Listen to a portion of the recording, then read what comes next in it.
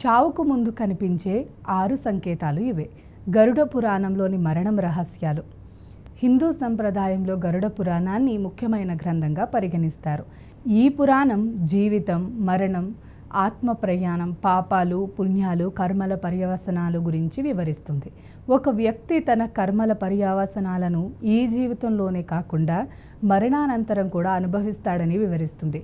అందుకే ఒక వ్యక్తి మరణానంతరం ఇంట్లో శాంతి నెలకొల్పడానికి, ఆత్మ సరైన మార్గంలో పయనించడానికి గరుడ పురాణాన్ని పఠిస్తారు. అయితే ఈ గ్రంథంలో ఒక కీలక అంశం ఉంది.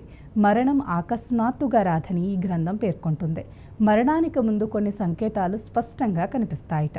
జనాలు వాటిని సాధారణ విషయంగా తీసుకుని విస్మరిస్తారట. ఆ 6 సంకేతాల గురించి ఇప్పుడు తెలుసుకుందాం. 1. శ్వాస తీసుకోవటంలో ఇబ్బంది.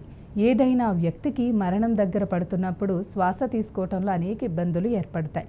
శ్వాస ఒక్కోసారి చాలా వేగంగా, మరికొన్నిసార్లు చాలా నెమ్మదిగా మారుతుంది. ఈ సమయంలో కొంతమంది తమ మనస్సును చుట్టూ ఉన్న ప్రపంచం నుంచి దూరంగా చేసి వేరే విషయాలపై కేంద్రీకరిస్తారట. కలల్లో వింత దృశ్యాలు. కలలు మనకు రోజు వస్తూనే ఉంటాయి, కానీ మరణం దగ్గర పడుతున్నప్పుడు వచ్చే కలలు వేరేగా ఉంటాయట.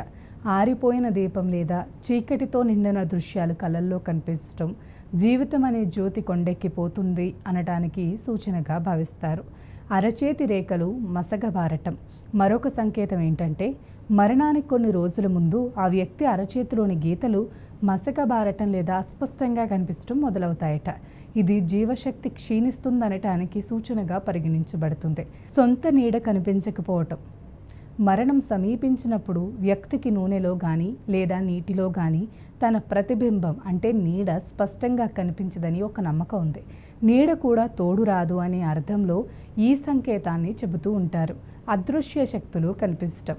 చివరి క్షణాల్లో మనిషికి తన పూర్వీకులు లేదా కంటికి కనిపించని అదృశ్య శక్తులు దరిదాపుల్లో ఉన్నట్లు అనిపిస్తుంది. ఆత్మ తన తర్వాతి ప్రయాణానికి సిద్ధమవుతుందని చెప్పడానికి ఇది ఒక సంకేతంగా పరిగణించబడుతుంది. ముక్కు కొన కనిపించకపోవటం.